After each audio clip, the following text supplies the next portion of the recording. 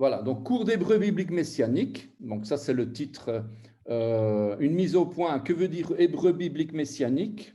Ça n'a aucun lien, je le dis tout de suite, ça n'a rien à voir avec la dénomination messianique, parce que nous sommes une assemblée messianique, évidemment, mais ça n'a absolument rien à voir, ce n'est pas pour faire du prosélytisme. Alors, pourquoi? Alors, sur Internet, il faut savoir qu'il y a beaucoup de cours d'hébreu, évidemment, qui sont proposés. Ceci, ce n'est pas un cours d'hébreu moderne. L'hébreu biblique va nous servir à mieux comprendre les Écritures. L'hébreu biblique messianique n'a pas l'objectif de faire du prosélytisme messianique, faire des membres d'assemblée, ça n'a rien à voir. L'hébreu biblique messianique a comme objectif de découvrir le Messie, parce que le mot messianique, ça vient de Meshichit, Mashiach, Moshiach, Messie. Donc, de découvrir Yeshua dans l'Ancien Testament. Alors, on a justement deux références fondamentales qui vont nous lancer dans cette recherche. C'est Luc 24, 27 et Luc 24, 44. D'abord, Luc 24, 27 nous dit « Et commençant par Moïse et par tous les prophètes, il leur expliqua dans toutes les Écritures ce qui le concernait. » Et c'est Yeshua qui est en train de parler, donc Yeshua, donc Jésus. On a bien compris, je ne devais pas dire Jésus, je dis tout le temps Yeshua. Donc il dit ça, allez voir dans Moïse, allez voir dans les prophètes, allez voir dans toutes les Écritures ce qui le concernait lui.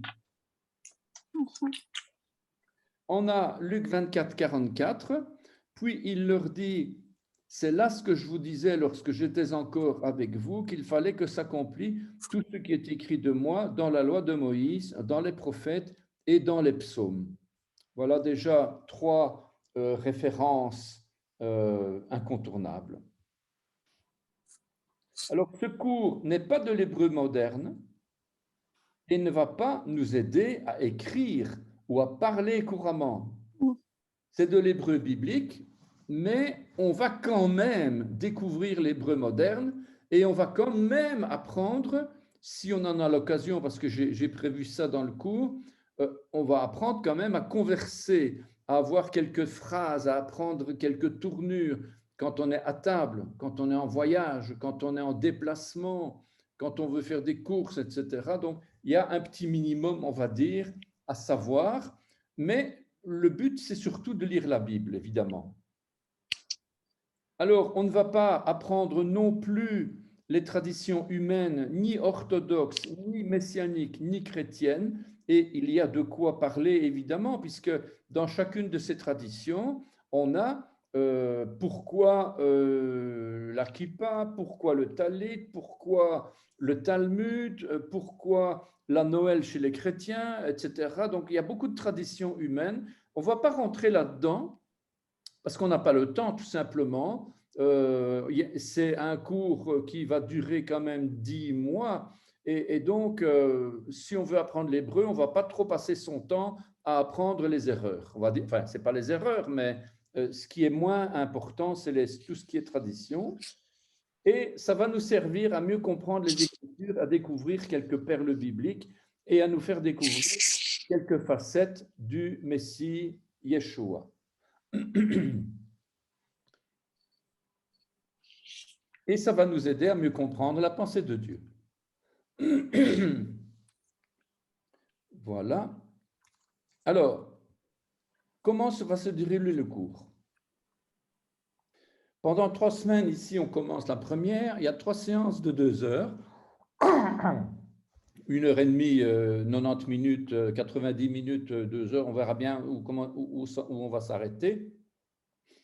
Mais pendant 3 semaines, c'est donc une présentation générale de l'hébreu, de la naissance du langage, la naissance de l'écriture et évidemment l'alphabet. On va découvrir l'alphabet prophétique. On va commencer déjà par parler de ça dans le 2e cours. À partir de la 4e séance, soit vous vous dites, moi ça me suffit, je vais m'arrêter là, soit vous vous inscrivez de manière un peu plus... je vais voir s'il y a quelqu'un qui... Ah oui, c'est voilà Esther qui rentre.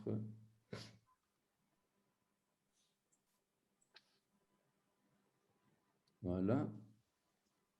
Donc, à partir de la 4e séance, là, on s'inscrit de manière un peu plus officielle, je vais dire, et on commence le cours avec un autre rythme que 3 semaines, parce que ce sera un autre rythme que 2 heures, ce sera un petit peu plus allégé et ce sera des durées de 50 minutes le cours. On va essayer de faire quelque chose, moi je faisais ça toutes les 2 semaines, mais 2 heures toutes les 2 semaines, c'était beaucoup. Donc on va adapter et cette fois-ci, je vais proposer 50 minutes par semaine. Donc, on a 4 cours par mois, donc pendant 10 mois. Les cours se donnent comme ça, vous voyez, par Zoom. On s'inscrit sur le site, si vous ne le faites pas, c'est moi qui le fais, mais j'ai besoin de vos coordonnées, de certaines informations. Il faut juste le prénom, le nom, l'adresse email et le fuseau horaire, c'est tout en fait, j'ai rien besoin d'autre. Alors, l'inscription vous donnera droit à télécharger les documents, tous les documents PDF et d'accéder aussi à des vidéos. Voilà donc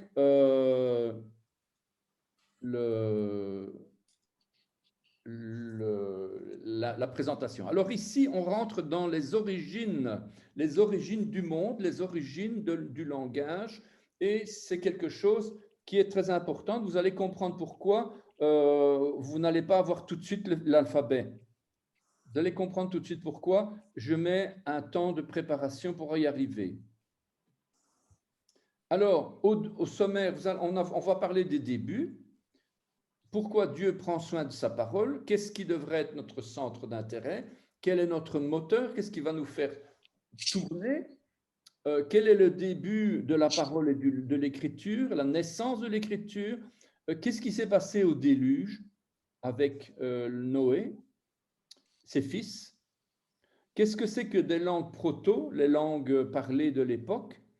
L'origine du langage, son évolution. On va parler aussi de la signification et le sens des lettres. Et on va aussi voir des choses intéressantes sur le regard de la foi, le regard de l'hébreu au niveau du visuel, du graphique, avec quelques exemples. Et puis on va parler de l'alpha et l'oméga, c'est-à-dire le aleph et le tav. J'avais fait une petite animation comme ça pour faire apparaître le globe terrestre. C'est juste pour le fun. Et voilà, on a au début 2 théories qui s'affrontent. On a la théorie darwiniste de l'évolution, c'est-à-dire que c'est un monde païen, je le dis clair et net, c'est un monde païen qui ne croit pas en Dieu et qui calcule le nombre d'années de la Terre à 4,5 milliards d'années. Personne n'a été sur place pour vérifier, donc je ne peux ni contredire, ni infirmer, ni confirmer. Mais moi, ce que j'ai comme outil, c'est ma Bible. Et selon la Bible, notre terre, elle n'a pas évolué. Elle a été créée par la parole de Dieu. Et selon de très nombreuses études scientifiques d'ailleurs, la Terre n'aurait pas plus de 10 000 ans d'âge, maximum 10 000 ans d'âge, ce qui correspond à ce qu'en dit la Bible. On a des preuves, je ne vais pas m'y attarder, mais il faut quand même savoir que quand on va sur Internet, on voit qu'il y a pas mal de scientifiques chrétiens qui ont écrit sur la question, sur des preuves qui démontrent que notre Terre, elle est bien une Terre jeune et pas une Terre qui a 4,5 milliards d'années. Ces preuves, par exemple, la diminution de la taille du Soleil, la fusion solaire, l'accumulation de poussière sur la Lune nous montrent le nombre d'années, le nombre de siècles, de millénaires pendant lesquels la poussière s'est accumulée et qui nous donne vraiment quelque chose de vrai. On ne peut pas se tromper sur ce genre d'informations. On a aussi d'autres, comme la viscosité des roches lunaires, la décélération de la Terre par effet de marée, la diversité des planètes, la quantité d'hydrogène et d'hélium sur Mercure, Vénus, sur la Terre et Mars. Donc, ce sont des informations incontournables et qui prouvent en fait que la Terre, elle est jeune. On a aussi les états de la rotation du système solaire, on a le calcul des orbites dans le système solaire, on a la durée de vie des comètes, on a quelques infos sur la chaleur dégagée par Jupiter et Saturne, les volcans, le méthane sur Titan, l'instabilité des anneaux de Saturne. Ce sont toutes des informations scientifiques qui démontrent en fait que la Terre, notre planète et notre système solaire, c'est un système qui est jeune, quoi. L'idée n'est pas de faire ici de la science, mais simplement pour vous montrer en fait que les preuves ne manquent pas. Il y en a même beaucoup. On parle de la datation carbone 14 des os du dinosaure, qui démontre que l'âge de la Terre, c'est inférieur à 10 000 ans, et pas du tout des millions d'années présumées par les évolutionnistes. On parle aussi de la dégradation des isotopes radioactifs, avec le Jurassique, le Triassique, l'Éocène, qui auraient le même âge. On parle des halos radiologiques. Ce sont des anneaux de couleur qui sont formés autour de minuscules concrétions de minéraux radioactifs, donc, etc. Le polonium aussi, c'est une preuve que l'âge n'est pas du tout celui qui nous a été annoncé par les évolutionnistes. On a aussi la salinité de l'océan, le sodium qui s'accumule avec le temps, mais les mers sont loin d'avoir la teneur en sel. Excusez-moi, je vérifie ici. Il n'y a pas quelqu'un qui est venu en plus? Non. Est-ce que tout le monde est là? OK. Donc, on a des preuves. Voilà, ce sont des preuves incontournables que, bien sûr, suivant qu'on croit en Dieu, suivant qu'on ne croit pas en Dieu, on va se fabriquer des preuves. Voilà. Donc, on ne va pas discuter sur la question. D'ailleurs, c'est indiscutable. On ne peut pas discuter sur la foi, sur des croyances. Il y a d'autres preuves. Il y a la formation du pétrole, l'hélium, les polystrates. Vous avez le lien en dessous qui vous montre la datation des fossiles et des roches. Beaucoup de preuves comme ça. Et jusqu'où ça va nous amener justement cette discussion? Eh bien, ici, Dieu prend soin de sa parole, personne ne peut s'y opposer, pas même les athées. En effet, que l'on soit d'accord ou pas avec l'âge de la Terre, parce que ce n'est pas la question ici, on s'en fiche finalement. Ce n'est pas notre problème actuellement, puisque là, on va apprendre l'hébreu, mais c'est une chose certaine, en tout cas, c'est que qu'on soit d'accord ou pas avec l'âge de la Terre, il y a une chose qui est certaine pour tout le monde, athée ou croyant, tout le monde est d'accord pour dire que la préhistoire se termine avec la naissance de l'écriture, c'est-à-dire quoi? La parole. Et quand on fait des recherches sur Internet, on est tous d'accord. Tout le monde est d'accord avec, et c'est ce que je vais vous montrer.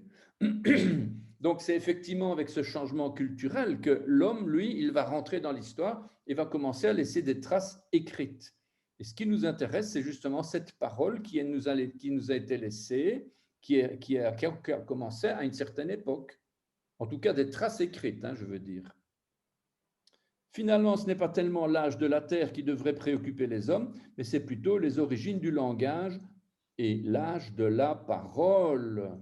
L'âge de la parole. Qu'est-ce qui devrait être notre centre d'intérêt? Si je pose la question, il y a beaucoup de questions, beaucoup de réponses qui vont être données. Ah oui, mais ceci, c'est ce, oui, mais c'est cela. Mais qu'est-ce que Dieu, lui, veut, en fait? C'est ça qui devrait nous intéresser. Parce que l'âge de la Terre, c'est 4 milliards et demi d'années ou 10 000 ans? Ni pour 4 milliards et demi, ni pour 10 000 ans, personne n'y était pour vérifier. Donc, on n'a pas de réponse non plus, malgré les preuves que j'ai données. Donc, l'âge de la Terre ou l'âge de la parole et de l'écriture. C'est-à-dire, il y a à peu près 6 000 ans, vous allez voir pourquoi c'est 6 000 ans, avec l'apparition des hiéroglyphes. Quand est-ce que tout a commencé ou quand est-ce que le langage a commencé? Le visible, la création, la terre, ou l'invisible, la pensée et la parole? Vous voyez, d'un côté, vous avez tout ce qui est terrestre, charnel, physique, et de l'autre côté, tout ce qui est invisible, céleste. On voit tout de suite apparaître une distinction flagrante entre ce qui est la vue et ce qui est la foi. Donc, on a à gauche le terrestre et à droite le céleste. Une fois qu'on va parler de la parole, la pensée, l'invisible, ben, il n'y a rien de terrestre là-dedans. C'est tout dans la pensée, dans l'invisible que ça se passe. Alors, est-ce qu'on va s'intéresser à ce qui a une fin? Puisqu'on va dire, oui, mais c'est quand la fin de la terre, la fin du monde, etc. Ou est-ce qu'on va s'intéresser plutôt à ce qui est éternel? Donc, notre centre d'intérêt, c'est, ah oui, mais c'est la fin du monde bientôt. Moi, ça ne m'intéresse pas. Moi, ce qui m'intéresse, c'est quand est-ce que je vais rentrer dans l'éternité. D'ailleurs, je suis déjà rentré. Nous sommes déjà, par la foi, nous sommes déjà rentrés dans l'éternité. On va voir qu'on n'est plus dans le temps humain. Par la foi en Yeshua, on a vraiment quelque chose de nouveau. Alors, on a d'un côté la création, et il faut quand même savoir, c'est que le premier mot de la Bible, au commencement, Dieu créa les cieux et la terre. Le mot au commencement, dans ce premier mot, on voit que Dieu ne montre même pas le début de la création. Il n'y a rien du tout, aucune information sur la création de l'univers, sur quand est-ce qu'il y a eu le Big Bang, qu'est-ce que ça a explosé, quand est-ce que la Terre, etc. Rien. Dieu ne montre pas le début de la création, ce n'est pas ça qui l'intéresse. Ce n'est pas ça qui devrait nous intéresser. Qu'est-ce qui devrait nous intéresser? Il y a une raison, on doit s'intéresser à ce qui est invisible et non à ce qui est visible. Alors, quel est notre moteur? C'est quoi le moteur? C'est notre foi. Qu'est-ce qui nous fait avancer dans les jours, tous les jours de notre vie? Ce n'est pas ce qu'on voit, ah, il pleut aujourd'hui, ah, je reste chez moi. Ah non, il y a de la neige, ah, je suis de mauvaise humeur du coup parce que le climat. Non, ce qui nous fait avancer, c'est notre foi, c'est parce que nous croyons, c'est parce que nous avons une espérance vivante et c'est notre foi qui nous permet de nous approcher de Dieu. Alors, mais d'où vient la foi? Je pense que si vous connaissez votre Bible, surtout le livre aux Hébreux, dans le Nouveau Testament, nous dit la foi vient de ce qu'on entend, et ce qu'on entend vient de la parole de Dieu. Notre foi est alimentée par une nourriture, la parole de Dieu, c'est-à-dire la Bible. Il y a un passage, Romains 10, 17, ainsi la foi vient de ce qu'on entend, et ce qu'on entend vient de la parole de Christ. Voilà donc notre moteur, c'est la foi. Vous allez vous dire, mais tiens, oui, mais enfin, l'hébreu, c'est pas la foi, ça c'est carrément du visuel en plus. Donc, les lettres, c'est pas l'esprit, c'est la lettre, etc. Donc, vous vous dire, tiens, oui, mais attends, la foi, moi j'apprends de la technique, une langue. Mais vous allez voir, vous allez être étonné que, en fait, la foi est indispensable dans le cours d'hébreu, contrairement à ce qu'on pourrait croire. Ce que nous pensons, ou ce que nous supposons n'a pas d'importance. Ce qui compte, c'est ce que Dieu il dit et ce que sa parole elle dit. Et vous allez voir dans beaucoup de cas où on étudie des textes, des psaumes, mais dit tiens ça, la traduction elle a donné ceci, mais en réalité c'est pas tout à fait ça, etc. Alors on se dit oui mais je pense que ceci ou je pense que cela. Mais on s'en fout. Ce qui nous intéresse c'est pas ce que nous pensons, mais c'est ce que dit Dieu. Et ce que l'hébreu, puisque l'hébreu c'est le texte d'origine de la parole de Dieu, eh bien, il faut lire ce que dit l'hébreu lorsqu'on a un problème de compréhension. Évidemment, il faut connaître l'hébreu. Ça, évidemment, c'est évidemment le but. Alors, il faut tout de même faire remarquer qu'il n'est pas écrit « la foi vient de ce qu'on voit de ses yeux ». il est écrit, la foi vient de ce qu'on entend. Donc, c'est vraiment important. Alors, le début de la parole et de l'écriture, le début. On va rentrer dans le début. Alors, les sources connues de la langue, du parler, les langues et l'écriture sont apparues il y a à peu près 5300 ans. Et quand je vous disais que tout le monde, les athées et les païens et les chrétiens, tout le monde est d'accord sur la question, voilà, sur l'âge de la Terre, on ne sait pas, mais sur l'âge de l'apparition des hiéroglyphes et des écritures, tout le monde est d'accord, on est dans les mêmes périodes. Et ici, 5300 ans, c'est l'apparition dans l'archéologie, etc. Voilà. Et ça correspond au texte biblique, parce que les textes bibliques nous donnent l'apparition de l'être humain il y a 5780 ans, c'est-à-dire l'époque où l'on situe Adam et Ève au 4e millénaire avant Jésus-Christ. Donc, Adam et Ève seraient apparus de manière tout à fait physique, claire et nette, un couple et tout. Donc, il y a donc 4000 ans avant Jésus-Christ. Ce qui fait pour nous 6000 ans. Donc, jusque chez nous, ça fait 6000 ans. Le calendrier rabbinique juif calcule le calendrier, il ne calcule pas comme nous. Nous, on est en l'an 2021, après la venue de Jésus, de Yeshua sur terre, et on a repris, d'ailleurs, les Juifs disent que c'est l'ère, on ne dit pas l'ère après Jésus-Christ, on dit après l'ère courante, parce qu'eux ne disent pas après Jésus-Christ, ils disent après l'ère courante, EC. Mais en tout cas, donc, mais eux, ils calculent, ils ont un calendrier qui commence à la naissance d'Adam. Et la naissance d'Adam, c'est l'an 0. Ce n'est pas Jésus-Christ qui est la base, mais c'est l'an 0. Et l'an 0, c'est la naissance d'Adam. Et on est en l'année aujourd'hui 5781. C'est-à-dire de septembre à septembre. On calcule toujours de septembre à septembre. Bon, ben ça, c'est la tradition rabbinique, c'est comme ça. Voilà une illustration. Donc, on a la naissance de Adam et Ève, c'est l'an 0. Puis 4000 ans qui se déroulent jusqu'à Jésus-Christ, Yeshua. Puis 2000 ans jusqu'à nous, 2021. Voilà, 5781 ans. Donc, ça donne il y a 5780 ans que sont nés Adam et Ève. Voilà. Enfin, que sont apparus Adam et Ève au niveau, bien sûr, de ce que l'on pense au niveau de l'écriture, des textes, des preuves écrites.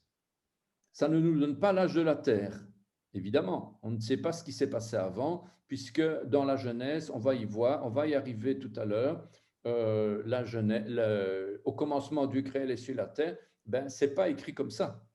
En fait, c'est écrit à un commencement, Dieu créa les cieux et la terre, ce qui veut dire qu'il y avait déjà un autre commencement ou plusieurs autres commencements avant qui ne sont pas décrits dans la Bible.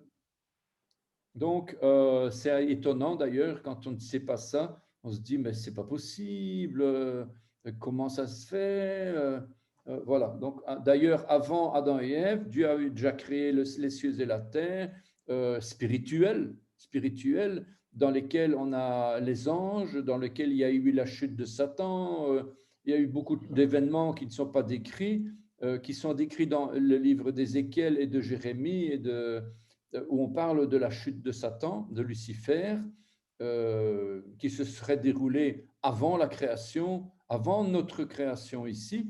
Donc, on ne sait pas ces choses-là, mais c'est décrit de manière plus ou moins dans Job, dans Jérémie, les prophètes, etc.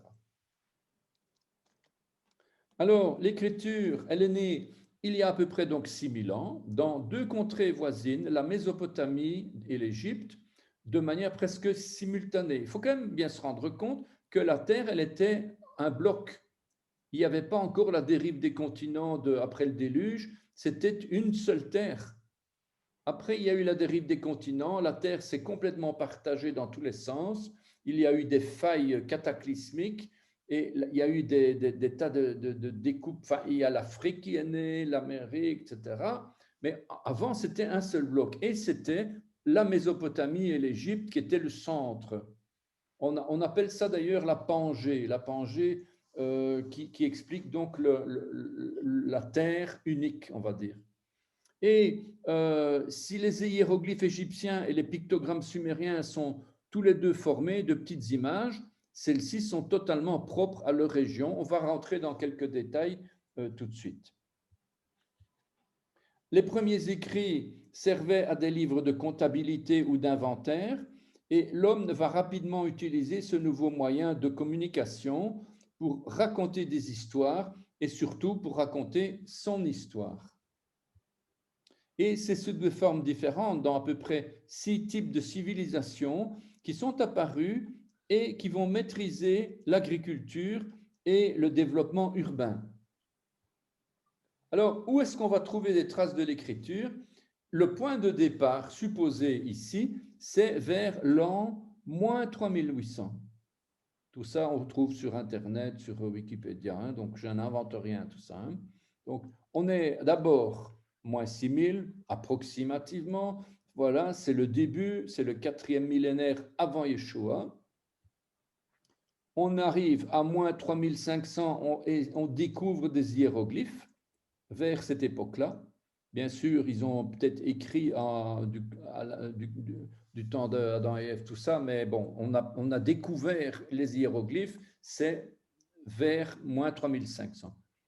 Enfin, on a découvert des hiéroglyphes qui dataient de moins 3500.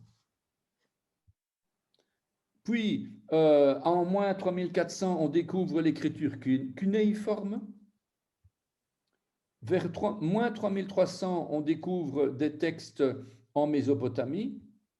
Vers 3200 en Égypte, vers moins 2200 à Chypre, vers moins 1900 en Crète, moins 1400 en Chine et moins 900 en Amérique centrale. On place traditionnellement la naissance de l'écriture à Sumer, donc région de l'actuel sud de l'Irak, en raison de l'invention de l'ancêtre de l'écriture cunéiforme vers moins 3400, moins 3300. Et vers moins 1500, c'est vers moins 1500 qu'apparaît l'alphabet ougaritique. C'est une forme simplifiée des cunéiformes et on va voir apparaître l'alphabet proto-sinaïtique, celui qui nous intéresse. Celui qui nous intéresse, c'est justement la base même de notre langage aujourd'hui.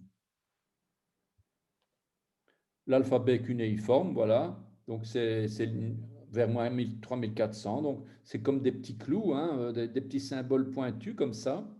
Donc, et on écrivait avec ça. D'ailleurs, je vous ai donné ici un alphabet. Comment on écrit le A, le B, le G, le H, le D, etc. Et d'ailleurs, je me suis amusé. J'imaginais que j'étais un scribe sumérien en moins 3300 et que je croyais en Dieu, dans le Dieu d'Israël, mais que j'étais quand même un Akkadien, un Babylonien ou un Assyrien, et que je voulais écrire Elohim, eh bien, j'écrirais ceci. Elohim, Elohim.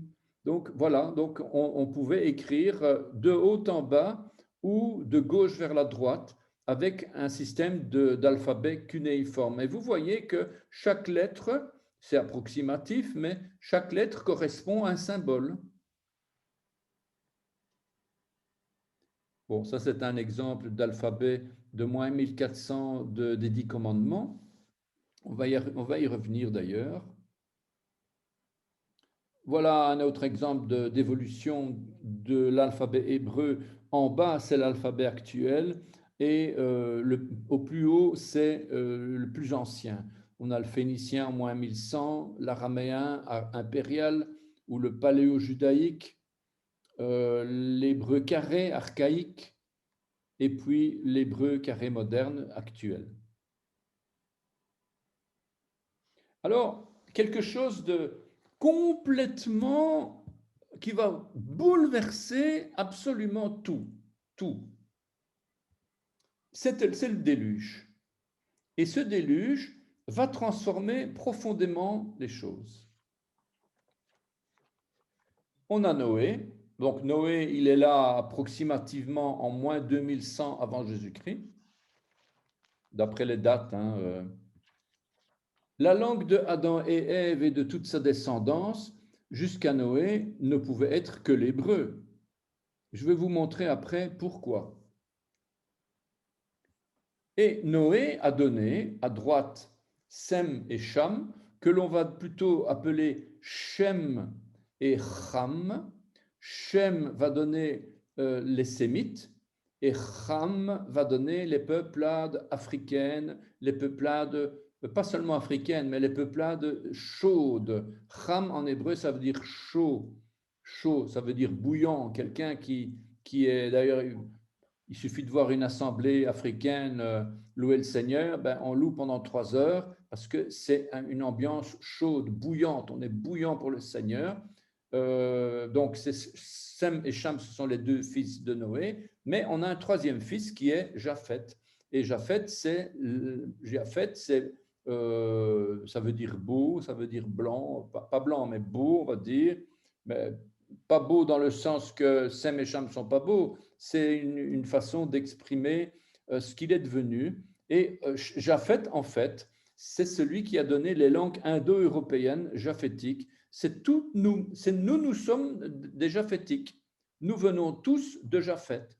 Au niveau, je parle de l'Europe, de l'Occident. Je ne parle pas de vous, mes sœurs ou mes frères, que vous êtes africains ou donc de visage basané, parce que vous êtes plutôt de Cham, vous descendez de Cham. Moi, en tout cas, c'est clair, je descends de Japheth puisque je suis polonais d'origine et donc je viens de là. D'ailleurs, on voit la situation géographique de Japheth qui est tout le bassin européen, tandis que Sem et Cham à droite, c'est le langage chamito-sémitique, les Sémites, les Arabes, les Africains, etc., les Juifs, et ça appartient à la branche centre-nord de la famille des langues sémitiques et du groupe cananéen. Donc ça concerne la Corne de l'Afrique, l'Afrique du Nord, le Sahara, le Moyen-Orient et Malte. En tout cas, c'est ce qui est donné comme ça. Alors, Sem, je reprends toujours mes trois fils.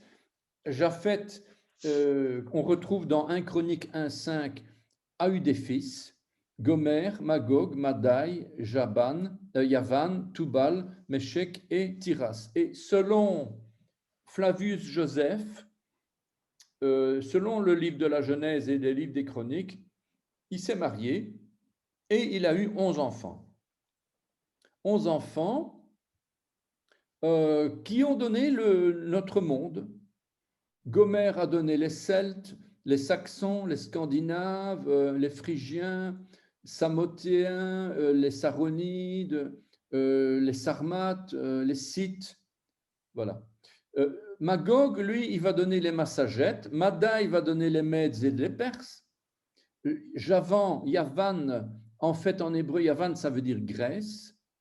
Donc, Yavan va donner les Grecs, Ioniens, Doriens, Hélènes, Phocéens, etc., etc., etc., etc. Tubal va donner le royaume de Tubal et les Ibères. Meshech va donner les peuples slaves, les moscovites. D'ailleurs, Meshech c'est Meshkovite, ça va donner les Russes. Moscovite, c'est ce qui a donné Moscou. Et le mot Moscou, la ville de Moscou, vient de Meshech.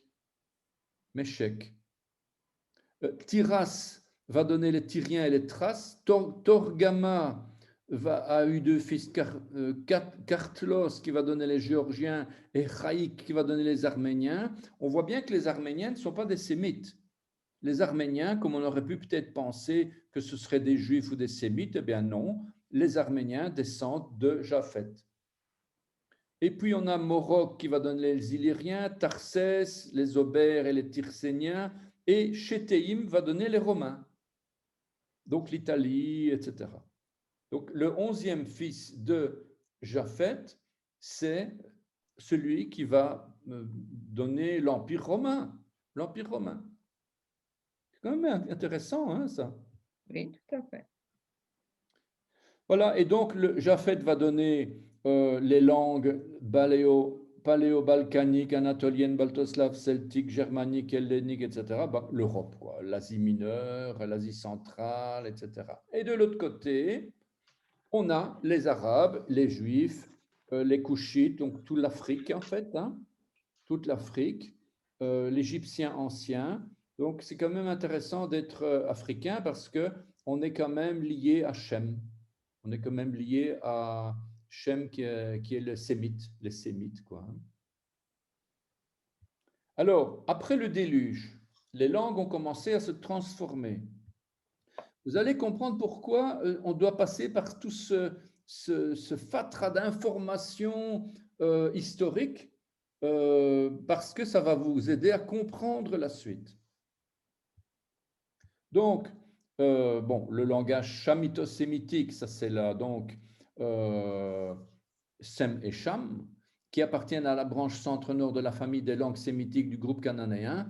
Toutes les langues descendent de Noé, donc toutes les langues descendent de Noé et de ses parents, Lamech, fils de Mathusalem, issu de la lignée de Seth, qui est le père de Noé et qui meurt 5 ans avant le déluge à l'âge de 777 ans. 777 ans. Toutes les langues sémitiques ont la caractéristique commune de construire leurs mots sur une racine trilitaire. Toutes les langues sémitiques, tout, les Arabes, tout le monde. Vous allez voir qu'en fait, c'est une seule et même langue, quoi. Il y a des dialectes et tout, ok, mais c'est la même langue. Et ça fonctionne exactement de la même façon. À l'origine, on avait des langues communes, sémitiques, qui partagent beaucoup les mots et les racines. Vous allez voir, par exemple, ici, le mâle. Comment est-ce qu'on dit le mâle en acadien? Zikaru. En araméen, dikra. En arabe, dakar. En hébreu, zachar. Comment est-ce qu'on dit un roi en acadien? Malikou. En araméen, malka. En arabe, malik. En hébreu, melek. Comment est-ce qu'on dit un âne en acadien? Imeru. En araméen, hamara. En arabe, himar.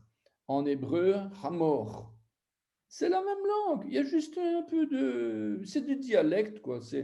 C'est comme le français avec d'autres dialectes régionaux, mais en réalité, on a toujours la même base. Et puis, voilà, ce qui nous intéresse, c'est notre hébreu. Et l'arabe vient avec l'hébreu toujours. Évidemment, on ne va pas apprendre l'arabe, mais il faut bien comprendre que le principe, c'est le même, en fait. Le point de départ est tout à fait le même, quoi. Alors, pour les Arabes, on a les langues sémites centrales, tandis que pour l'hébreu, on a donc les langues sémites occidentales. Et on va voir qu'on a l'hébreu contemporain, occidental, non, on va voir tout de suite. On a l'hébreu contemporain et l'hébreu biblique, deux hébreux différents, mais en fait, c'est pratiquement la même chose, mais il y a quand même des nuances importantes.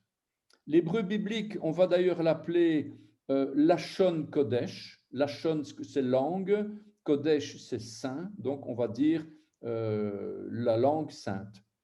On peut dire aussi Ivrit Mikraït, Ivrit Tanachit, Lachon Amikra, donc il y a plusieurs appellations de l'hébreu biblique dans les synagogues. Mais en attendant, voilà, donc c'est celui-là qui nous intéresse particulièrement. Et on a un ami dans les cours d'hébreu ici, Shmuel, donc un Israélien qui habite à Eilat, qui est chauffeur d'autobus et qui vient souvent aux cours d'hébreu, qui participe et qui donne son petit grain de sel parce que lui, il connaît bien l'hébreu contemporain et il fait remarquer des choses super intéressantes que l'hébreu contemporain se complète bien avec l'hébreu biblique. Alors, on va voir que le point de départ, c'est toujours la même langue. On l'appelle l'hébreu proto-sémitique, vous appelez ça comme vous voulez, mais c'est toujours les mêmes mots, les mêmes syllabes, les mêmes expressions. Et on va retrouver à chaque fois des racines trilitaires. Trilitaire, ça veut dire 3 lettres. 3 lettres, 3 consonnes en fait. Donc, dans les langues de la famille sémitique et au-delà des seules langues sémitiques, toutes les langues afro-asiatiques partagent ce même phénomène. Voilà donc un tableau ici que j'appelle proto-sémitique. Mais proto, ça veut dire quoi? Quand on dit un prototype d'une voiture, c'est la première d'une série. On va d'abord la tester. Proto, ça veut dire c'est tout ce qui est venu au début. Donc, les langues proto sont celles qui sont venues en premier. Elles ont toutes en commun une langue qui s'apparente à l'hébreu. Alors, remarquez bien ici, on a en haut 3 branches, sémitique occidentale, héblaïte et sémitique orientale. Le sémitique occidental va donner le nord-ouest, le centre, le nord-est, le sud, avec plus bas l'ougaritique, l'araméen, le cananéen, etc. Vous voyez bien vous-même. Et tout en bas, à gauche, l'hébreu. Et à droite, on a le sémitique oriental avec l'acadien, l'assyrien, le babylonien, l'éthiopique, etc. Donc voilà. Mais on a plusieurs langues, plusieurs régions, plusieurs nationalités aussi. Alors, sémitique occidental va donner au sud l'arabe et au centre cananéen l'hébreu. Et l'araméen, lui, il est en fait une branche du nord-est. Donc l'hébreu et l'araméen c'est pas la même chose, mais c'est toujours la même source, mais l'écriture est différente. Il y a une vocalisation différente. Donc, mais l'hébreu, en tout cas, lui, il descend du sémitique occidental centre cananéen, tandis que l'araméen vient du sémitique occidental nord-est. Voilà, donc c'est comme ça, vous voyez un petit peu plus clair. Et maintenant, voilà l'acadien là-bas à droite, l'ougaritique aussi. Voilà, maintenant, en lougaritique, le roi, on va dire Milkou. Un acadien, le roi, il va dire Malikou. En araméen, on va dire Malka. En arabe, un roi, on va dire Malik. En hébreu, Melech. Melech. Le roi, c'est Melech. Melech David, David Melech Israël, Melech, voilà. Donc, vous avez bien vu, il n'y a pas de miracle, c'est la même chose. Donc, le proto-sémitique, c'est le point de départ de tous ces peuples-là, de toutes ces langues. Mais quand même, l'éthiopique, ça a donné l'Éthiopie peut-être, je ne sais pas. Les Cananéens, les Phéniciens puniques en bas, bon, c'est quand même des peuples un petit peu éloignés d'Israël, et pourtant, on est toujours dans le même proto-sémitique. Alors, la première apparition du mot hébreu dans la Bible, quand on parle de l'hébreu, il y a un endroit, et c'est en moins 1810 avant Jésus-Christ, dans la Bible, notamment en Genèse 14, verset 13. Notamment, donc, dans Genèse, on trouve Abraham à Ibri. Abraham à Ibri. Donc, c'est Abraham l'hébreu. Avant qu'il ne devienne Abraham, puisque vous savez que son nom a été changé, le texte ici ne fait aucune mention de la langue encore. On parle uniquement de l'homme, Abraham, l'homme. C'est comme je dirais, le bruxellois là, le parisien là, celui de Lausanne là. Bon, voilà, c'est un lieu d'origine, voilà, Abraham l'Hébri, voilà, c'est l'hébreu. D'ailleurs, voilà, Genèse 14, 13. Un fouillard vint l'annoncer à Abraham l'Hébreu. Celui-ci habitait parmi les chaînes de Mamré, l'Amoréen, frère d'Eshcol et frère d'Aner, qui avait fait alliance avec Abraham. Voilà donc le texte qui nous parle de la première apparition du mot hébreu dans la Bible. Alors, il est généralement admis que le terme hébreu viendrait de l'expression Me'eber la Nahar, c'est-à-dire de l'autre côté du fleuve, donc qui désigne l'origine d'Abraham. l'origine d'Abraham. L'origine d'Abram, c'est de l'autre côté du fleuve. C'est comme ça qu'on l'appelait. Les patriarches, eux, parlent l'hébreu biblique, alors que leurs proches, restés à Haran, parlent l'araméen. Donc, de là où il est parti, Abraham, de là où il est parti, on parlait l'araméen. L'origine de notre langage. Alors, regardez bien. Donc, on a la création du monde, le tohu-bohu, etc., Satan, Lucifer, le péché, machin, etc. Et puis, voilà, donc on a la création. Avec la création de Adam en 3761 avant Yeshua, c'est-à-dire 5781 avant aujourd'hui, donc c'est presque 6000 ans, 5800 ans. Donc voilà la création d'Adam. 3100 avant Jésus-Christ, les hiéroglyphes. Moins 1500 avant Jésus-Christ, la période proto-sinaïtique. Donc on va vers l'âge zéro. L'âge zéro ici, le plat du triangle en bas, c'est le début de l'ère chrétienne, c'est le début de notre ère, l'enlèvement, l'ascension de Yeshua, donc la résurrection, l'ascension de Yeshua, le début de l'Église, voilà. Donc, en moins 2105, c'est Noé qui est là. Et puis, on a Abraham en moins 1813, moins 1446, l'exode d'Égypte.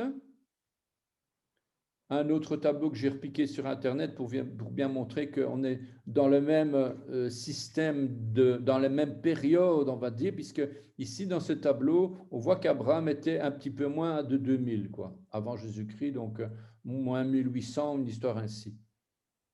Ou moins presque 2000, en fait. Alors, Noé est né en moins 2105, Abraham en moins 1813. Il y a à peu près 300 ans entre eux. Si Abraham est appelé l'hébreu, alors forcément Noé lui aussi devait parler l'hébreu. C'est logique. C'est presque une démonstration implacable. Entre moins 2105 et moins 1813, je ne vois pas pourquoi tout d'un coup, à 300 ans d'écart, il parlerait du petit chinois et l'autre de l'anglais, quoi. Ça n'a pas de sens. Donc, on voit vraiment bien que c'est la même langue, quoi. Si Noé parlait l'hébreu, Shem, Ham, Japhet parlaient eux aussi l'hébreu.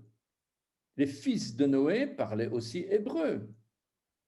Entre Adam et Noé, il y a à peu près 1700 ans. Donc, entre Adam, le premier homme, et Noé, il y a 1700 ans. Donc, ça, c'est un faux.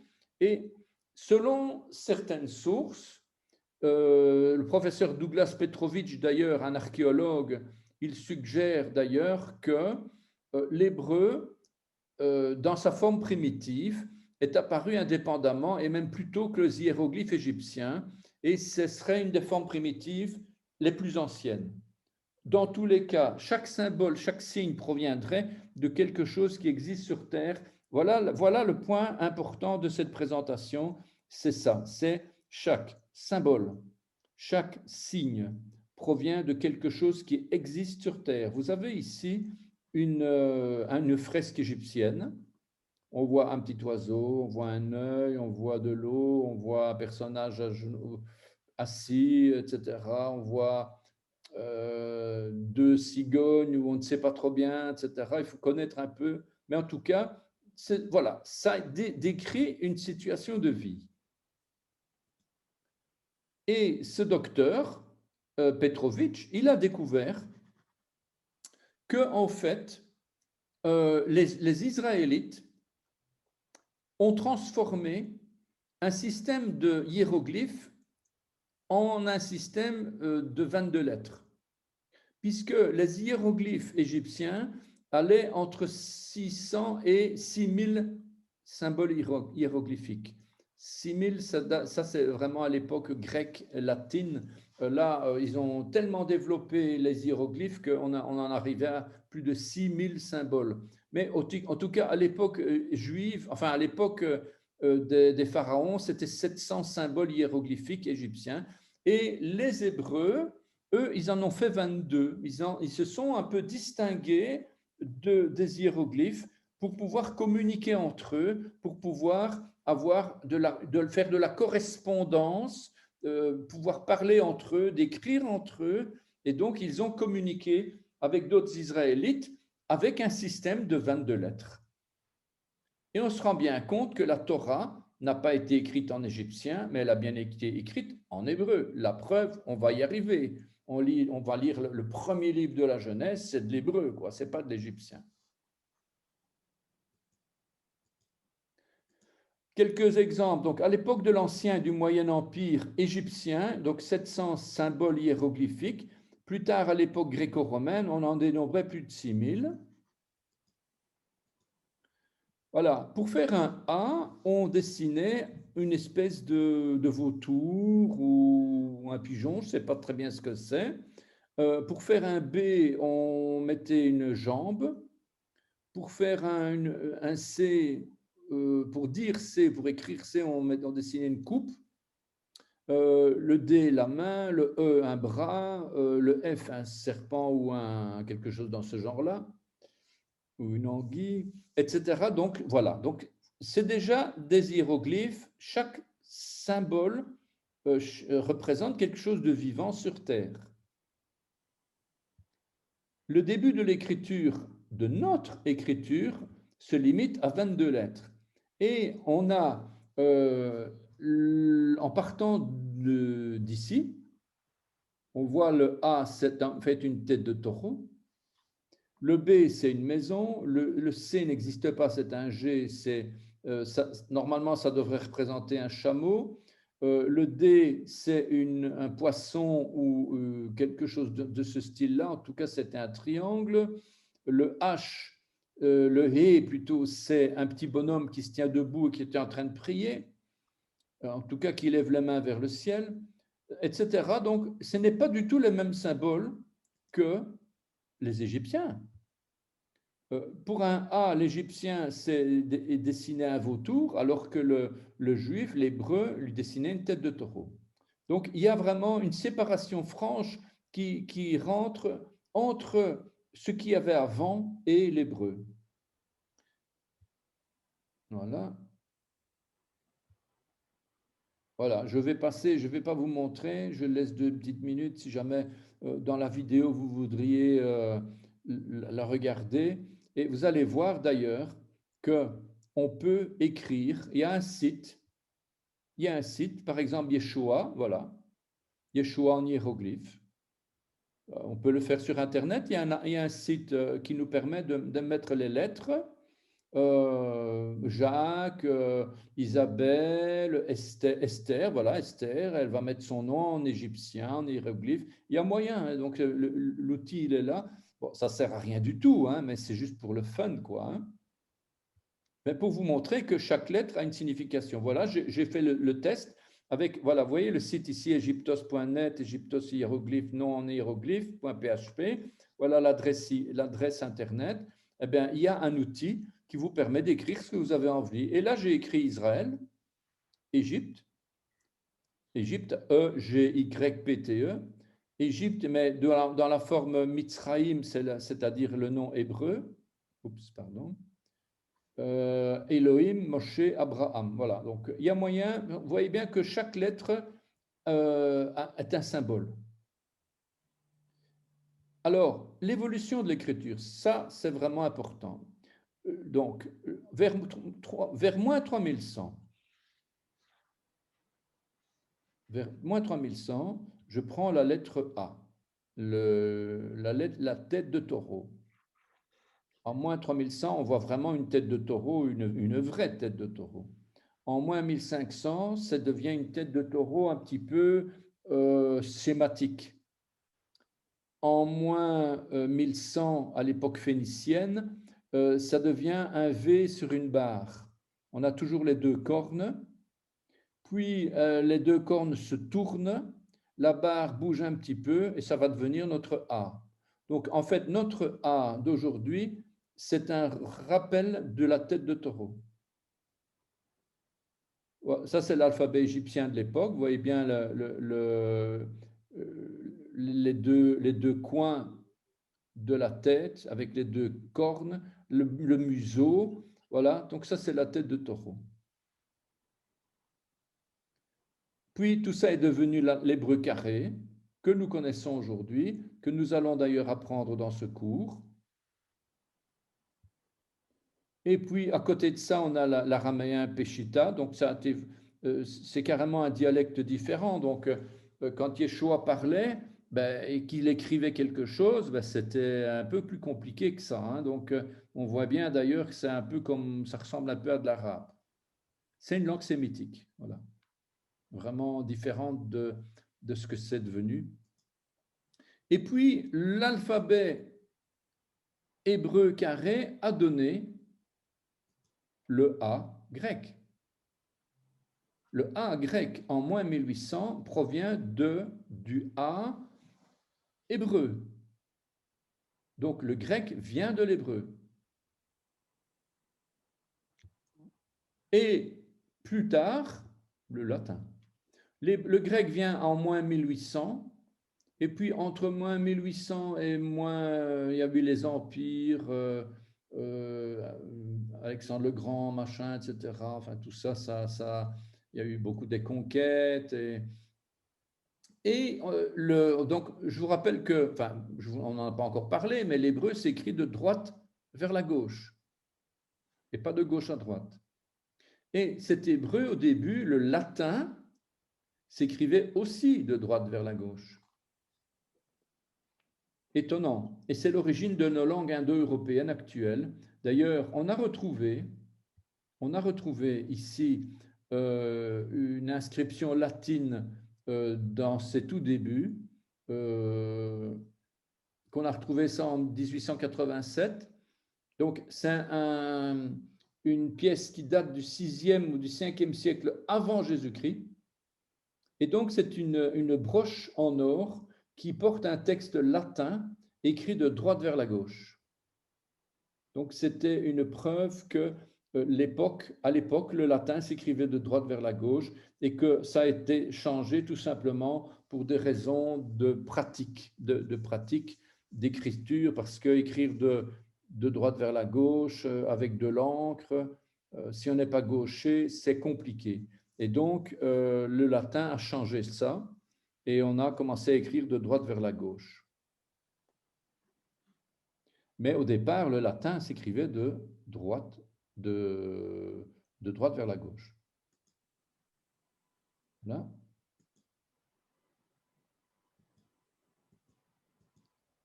Alors, l'origine de notre alphabet à nous, donc toutes les langues occidentales, le français, l'italien, l'espagnol, l'anglais, le néerlandais, l'allemand, etc., viennent du latin. Le latin vient du grec. Le grec vient de l'hébreu. Je vous l'ai montré. D'ailleurs, on va encore un peu y revenir. Voilà l'alphabet grec. Alpha, bêta, gamma, delta, epsilon, zeta, eta, theta. Mais quand vous regardez l'alphabet hébreu, Aleph, Bet, Gimel, Dalet, c'est exactement les mêmes lettres. Ouais. Alpha, c'est Aleph. Bêta, le rayon bêta, le rayon gamma, c'est toutes des lettres qui sont utilisées dans la science, dans la chimie, dans la physique quantique, la physique nucléaire, le rayon θ, le rayon gamma, etc. Eh bien, ça vient de l'hébreu. Alpha, Aleph, Bêta, Bet, Gimel, Gamma, Dalet, Delta. C'est exactement pareil en fait. Évidemment, ça a évolué puisqu'on n'a pas le même nombre de lettres. Alors, les Phéniciens, on dit que c'est une époque phénicienne, mais eux n'ont pas inventé l'écriture hébraïque, ils n'ont fait que la diffuser. Pourquoi? Parce que c'était des navigateurs, ils naviguaient dans toute l'Europe, ils voyageaient beaucoup, et qu'est-ce qu'ils faisaient? C'est que chaque fois où ils allaient quelque part, ils récupéraient c'était comme des touristes, hein, ils revenaient avec des choses du pays où ils ont visité et ils le faisaient passer dans le nouveau pays. Et donc, c'est pour ça qu'on a retrouvé plein de choses de l'époque phénicienne, mais en réalité, les galères phéniciennes, on parle bien des galères phéniciennes, c'est parce que ce sont des Phéniciens qui ont transporté l'hébreu vers le monde, en fait. C'est comme des évangélistes, on va dire avant le temps, quoi. Et on dit par la force des choses l'écriture phénicienne, mais ce n'est pas une écriture phénicienne, c'est une écriture hébraïque importée. Je dis ça, c'est parce que, bon, on pourrait dire, voilà une galère phénicienne, voilà. Chaque lettre provient de quelque chose d'existant sur Terre ou dans la nature. Chaque lettre a donc un sens et symbolise une idée, un symbole. Chaque lettre possède un graphisme. On va vite se rendre à l'évidence, c'est impossible que l'hébreu descende de l'égyptien, comme certains voudraient nous le faire croire. On voit bien que l'hébreu est à la base de tout.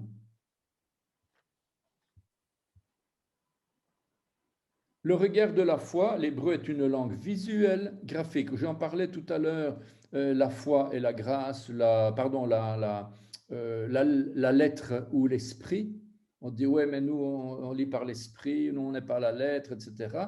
Mais l'hébreu, au contraire, pas au contraire, l'hébreu va confirmer la foi. L'hébreu va confirmer l'esprit de la lettre. Et on va voir justement ça dans quelques exemples ici. L'hébreu est une langue très imagée, très symbolique. Le regard de la foi n'est pas opposé au symbolisme hébraïque, puisque c'est de Dieu que ça vient, pour commencer. Dieu a voulu que tout homme puisse voir, comprendre, agir, prendre toute la mesure de l'enseignement donné. Et si le livre de l'Apocalypse fait dire au Messie qu'il est le Aleph et le Tav, vous savez qu'il dit « je suis l'alpha et l'oméga », mais c'est du grec, mais c'est pas ça qu'il a dit. Il a dit « je suis le Aleph et je suis le Tav ». Et il faudrait savoir pourquoi il a dit ça. Je suis l'alpha et l'oméga, ça veut rien dire, je suis l'alpha. Je suis le rayon alpha, je suis le rayon Tav, non. Hein. Par contre, en hébreu, ça c'est différent. Le Aleph et le Tav représentent la totalité de tout l'enseignement de la parole de Dieu depuis le début jusqu'à la fin, depuis la nouvelle naissance jusqu'à la croix. Pardon. Pardon. Tout ce que Dieu a fait est parfait, il n'y a aucun hasard, aucune erreur. Et au niveau de l'imagerie biblique, il n'y a qu'à bien se rendre compte que toute la Bible, elle est remplie d'images. On a le serpent d'airain. Dieu a fait une façon d'imager, de faire comprendre comment le péché allait être condamné sur la croix. Puis l'arche de Noé sur l'eau. Que représente l'eau dans la Bible? Que représente l'arche? On dit parfois ça représente l'Église ou ça représente. Donc voilà, on a un symbolisme très étonnant dans l'arche de Noé. On parle de la Bible comme un coffre au trésor. On parle du potier qui crée des vases. Le potier, nous sommes des vases utiles à leur maître, à son maître, et le potier, c'est Dieu. Ou bien on va écraser la tête du serpent, voilà, c'est très imagé tout ça. La fourmi, et le singe paresseux sont des animaux hyper symboliques. Les racines, on va en reparler beaucoup dans ce cours, un arbre avec ses racines. Si vous coupez les racines, parce que ça ne vous intéresse pas les racines, vous voyez l'arbre avec ses branches, eh bien coupez les racines, allez voir, vous allez voir ce que ça donne. L'épée de l'esprit qui est la parole de Dieu. Donc, c'est tout le temps des images.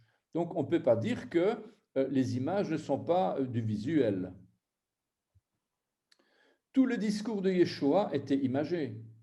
À chaque fois qu'il parlait, c'était des proverbes, et des proverbes, et des proverbes, et des paraboles, et des paraboles, et des paraboles, tout le temps très imagé. Prenons cette première lettre, Aleph. Il est 19h22, donc on se donne encore un petit quart d'heure, voilà, comme ça, si vous êtes d'accord. Hein. Pas de souci. Parce qu'on a quand même commencé, je ne sais pas à quelle heure on a commencé, mais sinon on va avancer, on verra bien. Donc Aleph, donc, si quelqu'un doit partir, il me prévient, à ce moment-là, On va rediscuter 2 minutes sur les modalités de la suite et comme ça, on peut se quitter sur une bonne note. Ça va? Donc, si jamais vous devez quitter, prévenez-moi.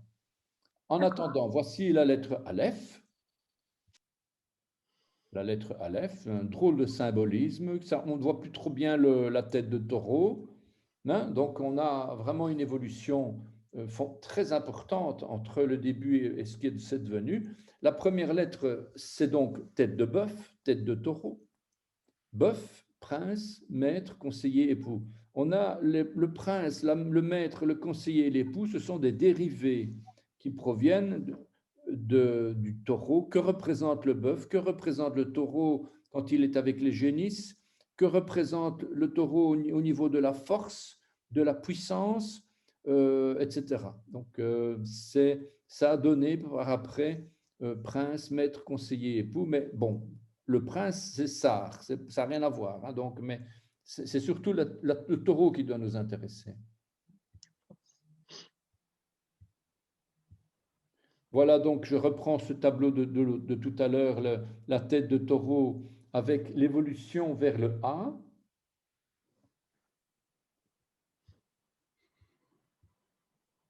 Bœuf, taureau, tout commence par l'unité. Donc le A, le Aleph, ça veut dire c'est la première lettre, donc c'est le 1, c'est l'unité. Tout commence par le bœuf, l'image de la puissance du taureau qui est sacrifié. Puisqu'on sacrifiait le taureau et les bœufs dans le temple. Tout commence par le prince de la paix. Il est le début de toute chose, il est le maître. Il conseille et il est l'époux divin et il descend de son trône de gloire pour venir se choisir une épouse. C'est quand même un des buts de Dieu de venir se choisir une épouse. On en parlera assez souvent dans ce cours parce que un des objectifs du cours, c'est de comprendre l'aspect typologique des Écritures. Voilà Yeshua. Et il dit, je suis le Aleph, donc je suis le puissant, je suis le premier, le taureau puissant sacrifié sur l'autel, je suis le prince de la paix. C'est moi qui conseille, c'est moi qui donne la vie, c'est moi l'époux divin. Moi qui suis Yod, He, Vav, He, YHVH, le tétragramme divin, donc Dieu, l'Éternel. Moi qui ne suis jamais né, je suis le premier-né de toute la création.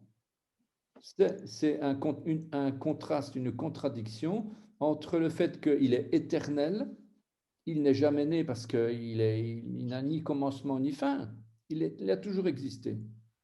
Il est Dieu, avec son Père.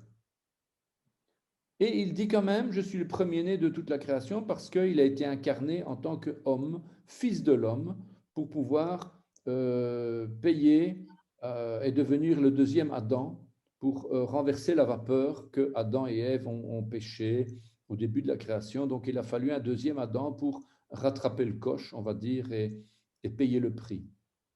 Et il dit, ça c'est donc le Aleph. Et puis il dit, je suis le Tav, je suis l'oméga en grec. Mais en grec, ça ne veut rien dire. Tandis qu'en hébreu, le tav, ça veut dire la signature, le signe, la marque. Autrement dit, je signe mon œuvre de rédemption et personne ne viendra après moi. Je suis celui qui fait le lien, qui unit l'ancien avec le passé. Voilà la signification de ce Aleph et de ce Tav. C'est quand même autre chose que de dire je suis l'alpha et l'oméga. Hein. Voilà des textes, Apocalypse 22, 13, Apocalypse 1, 8, Apocalypse 21, 6. On parle de ce Aleph et ce Tav, ou l'alpha et l'oméga, si vous préférez. Le premier et le dernier. Il y a quelqu'un qui s'est connecté, c'est quoi? Excusez-moi. Ouais, Juliette, qui vient de s'ajouter. Shalom Juliette.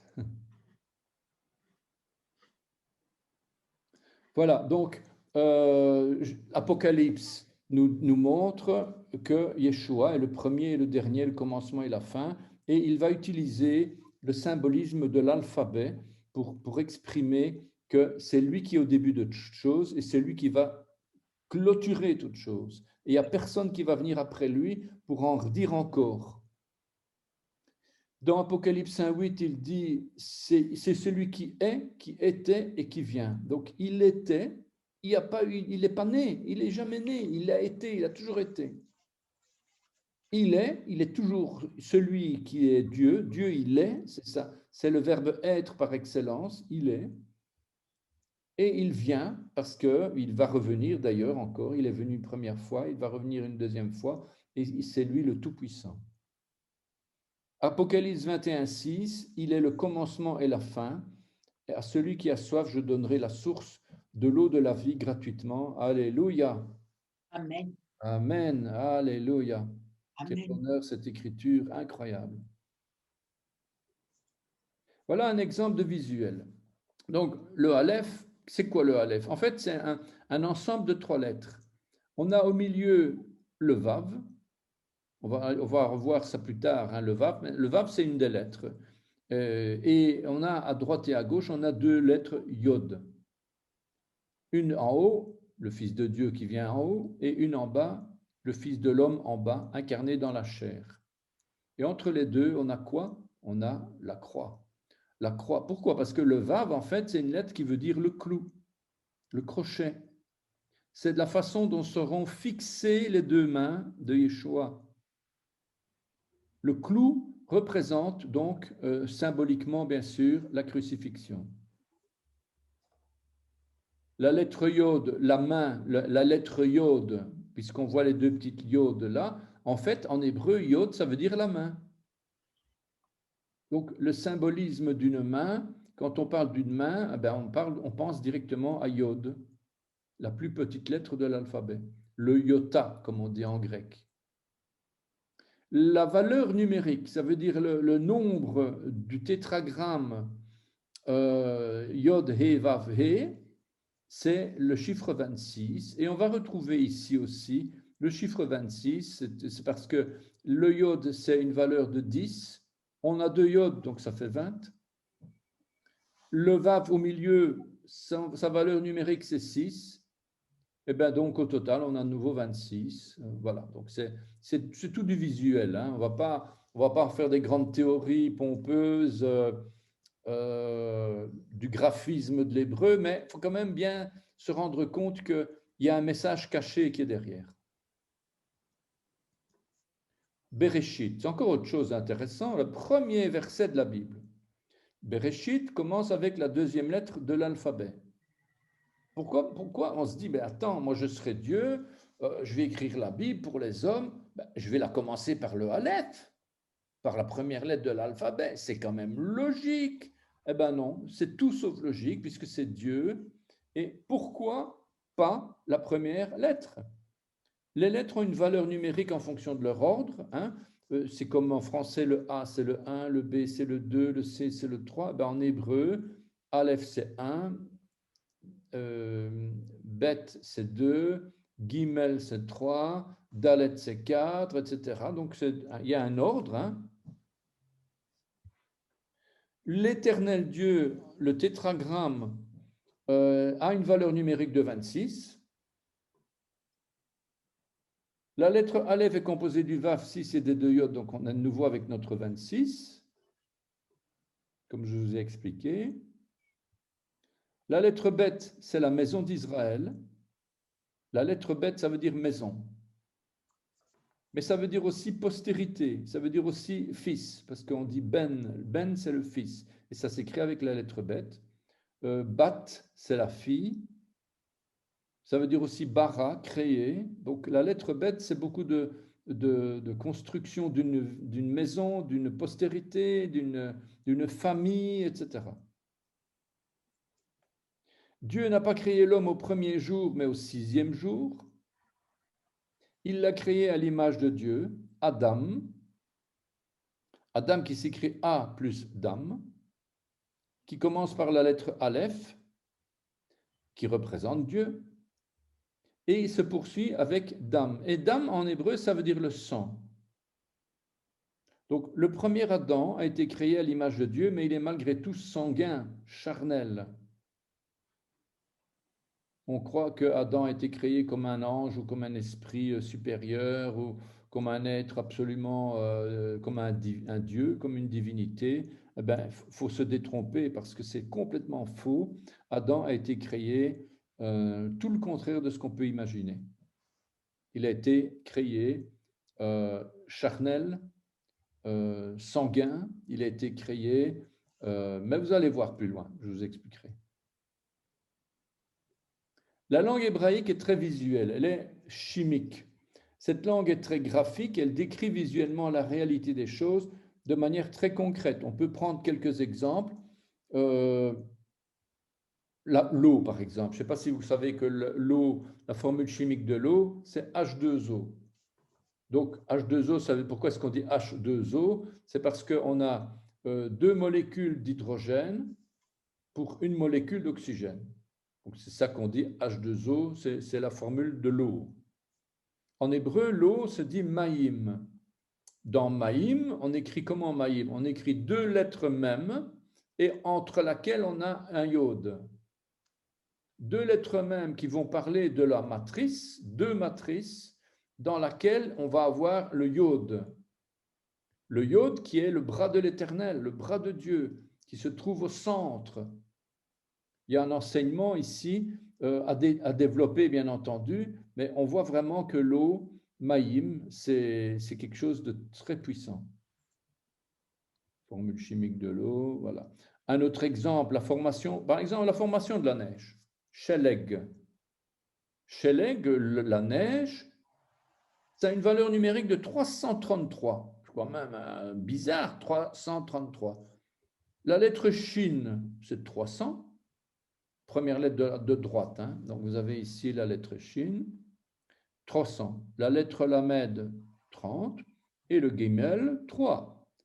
Donc qu'est-ce qu'on visualise de manière graphique? C'est la transformation de la neige en eau, de l'état dur, solide, à l'état gazeux, à l'état liquide. L'eau, le processus de la formation de la neige, c'est l'eau, au lieu de se dilater, va se contracter. Le 300 se contracte en 30, puis se contracte en 3. Donc, on a une visualisation de ce qui se passe au niveau chimique. Bon, ça c'est une... vous savez que un cristaux de neige, de glace, pardon, ben, c'est l'étoile de David en fait. Ah oui. C'est carrément étonnant, mais on voit bien que là-dedans, on a l'étoile de David. Mm. Je vous expliquerai après ce que ça représente, l'étoile de David, et d'où ça vient, mais c'est tout à fait biblique aussi. Ça n'a rien de sorcellerie ou machin. Hein. La grossesse.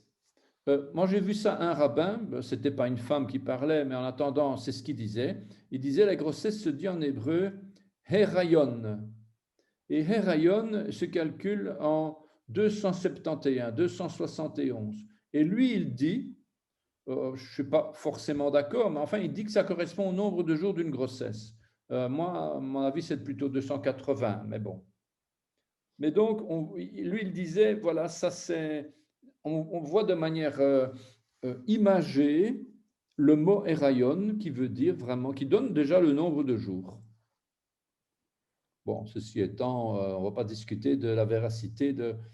il y a certaines choses qui sont parfois tirées par les cheveux, mais en attendant, il y a quand même des symbolismes qui sont plaisants à regarder. Ce n'est pas ceux qui nous intéressent, parce que ceux qui nous intéressent, c'est de voir justement la vérité biblique et pas des symbolismes. En attendant, c'est une langue visuelle, quoi. Voilà donc... Alors, Dieu n'a pas donné l'hébreu pour qu'on en fasse de l'idolâtrie non plus. Donc, ce n'est pas ni ésotérique ni kabbalistique. Hein. L'hébreu, c'est simplement visuel, graphique, symbolique, allégorique. Ça représente la nature, céleste ou terrestre. L'hébreu ne doit donc pas être interprété dans un but occulte. Il y en a qui le font, hein. Ils jouent aux cartes, au tarot avec l'hébreu. Donc, il ne faut quand même pas pousser à ce point-là la charrette, hein. L'hébreu ne tolère ni interprétation humaine, ni tarot, ni réincarnation, ni consultation des morts, je le dis. Et d'ailleurs, Ésaïe 8, 19 nous le dit. Si l'on vous dit consulter ceux qui évoquent les morts et ceux qui prédisent l'avenir, qui poussent des sifflements ou des soupirs, répondez, un peuple ne consultera-t-il pas son Dieu? S'adressera-t-il aux morts en faveur des vivants? Bon, je crois qu'il n'y a pas plus clair que ça. Donc, la parole de Dieu, elle ne ment pas. Un autre exemple super marrant, c'est la vérité, Emet. Emet, Aleph, Mem, Tav. Donc, ça commence avec le Aleph, ça se termine avec le Tav. Ça commence avec le commencement et ça se termine avec la fin. La vérité commence avec le début et se termine par la fin. Voilà Emet avec Aleph et Tav. Et au milieu, on a même l'eau, la pluie, la source. La lettre même que vous voyez au milieu représente Maïm, qui est tous les liquides que l'on retrouve dans la nature ou dans la Bible, c'est la lettre même. Tout ce qui est liquide, propre ou pas propre, hein. Et en plus de ça, la lettre même va représenter une partie liquide qui va donner, c'est la matrice dans le liquide dans lequel l'embryon va se développer. On vient à la vie par la mer. La mer, comment est-ce qu'on dit la mer en hébreu? Aleph Mem. Aleph Mem, on dit im, m. D'ailleurs, quand on entend les enfants, ima, ima, ima. Ima, ça veut dire maman. Dans la Bible, on ne trouve pas de maman, on dit mère directement, c'est Aleph Mem. Et puis, on meurt avec Mot, Mem Tav. Puis, si on a un souci dans la vie, je vais trop vite, si on a un souci dans la vie, il faut toujours revenir au début des choses, vers le Aleph, pour aboutir au Tav, c'est-à-dire la signature de Dieu. On voit aussi que la matrice de la vie, la lettre du milieu, se trouve au milieu de toutes les choses. Quand on regarde la base des lettres, ouais, ça c'est un autre cas. Voilà, donc je reviens avec ma mère, qui commence avec Aleph Mem, donc c'est la mère. Et on a les deux dernières lettres, Mot, la mort. Donc on commence par la mère et on termine par la mort. Ça, c'est la stabilité dans la vérité. Vous voyez, donc on a d'autres cas ici, et je vais tout doucement arriver vers la fin de cette première présentation, parce que sinon je vous en mets plein la tête. La lettre même décrit l'idée du changement. La lettre même, donc vous savez que le chiffre 40 dans la Bible, c'est l'idée du changement, le chiffre de l'épreuve, le chiffre du désert, la période de désert, etc. Et cette lettre même a une valeur numérique de 40. Et ce chiffre annonce le temps de l'épreuve, le temps du changement, le passage d'une chose à une autre. Chaque mot qui commence par la lettre même va indiquer un lieu de provenance d'un point d'origine à un autre. Quand on dit Mishkan, Mikdash, Mishkan c'est le tabernacle, Mikdash c'est le lieu saint. Donc Mishkan, Mikdash, donc ce sont des lieux. Donc on va passer d'un endroit à un autre. Midbar, le désert, Midabar, qu'est-ce que ça veut dire le désert? Ben, c'est en fait Midabar, qui provient de la parole. Quand tu as reçu la parole de Dieu, tu seras amené au désert. Le peuple a été 40 ans dans le désert et c'est un enseignement pour nous, car quand on se convertit, qu'on lit la parole, qu'on commence à connaître Dieu, qu'on prie, qu'on le cherche, au début, on vit sur un petit nuage avec les prodiges, les miracles, les exaucements de prière, etc. Et puis à un moment donné, Dieu veut faire de nous des hommes et des femmes, des pères et des mères spirituels, des personnes qui vont grandir, qui vont manger du steak, qui ne vont pas rester au petit lait, et il va permettre qu'il y ait un temps d'épreuve. Et parfois, c'est des temps d'épreuve qui durent assez longtemps. Ce n'est pas forcément 40 jours ou 40 semaines ou 40. C'est chacun a sa vie avec le Seigneur. Mais en tout cas, on a cette. Voilà. Donc, le désert, c'est ce qui provient de la parole. Donc, quand on a eu la parole de Dieu, on va être amené au désert. Un autre mot, le don, matan, le don, matan Torah, ce qui provient du don. Eh bien, Moïse est monté 40 jours sur le mont Sinaï pour recevoir les tables de la loi. Eh bien, donc, de nouveau, c'est un don. Matan Torah, on dit le don de la Torah. Voilà, donc ça, oui, on parle aussi de l'utérus parce que la matrice, la lettre même qui signifie l'eau, c'est un mot en hébreu, toujours au pluriel. On ne met pas l'eau au singulier, il n'y a pas d'eau au singulier, comme en français. L'eau, c'est toujours un mot pluriel. Il y a les eaux d'en haut, les eaux d'en bas, il y a le témoignage de l'origine de la création, lors de laquelle elle fut séparée par la deuxième parole d'Élohim au deuxième jour de la Genèse. Cette lettre, on va y arriver parce que c'est vraiment curieux cette lettre-là. C'est une lettre presque fermée et elle porte un espace dans son cœur. Sa petite ouverture vers le bas fait penser à un canal utérin. C'est le fœtus qui va se développer dans l'eau. Même cette lettre va nous renvoyer à l'origine matricielle, un mouvement de vie, un mouvement qui va nous montrer la vie, qui va nous montrer aussi un passage à une nouvelle vie, un passage et une transformation. Et cette lettre a un chiffre 40, comme je vous l'ai dit, ce chiffre 40 qui a beaucoup de symbolisme dans la Bible, c'est les épisodes de la Bible qui évoquent l'épreuve, le désert de Jésus dans le désert, la tentation, etc. Il y a beaucoup de. En tout cas, le point le plus important, c'est l'épreuve.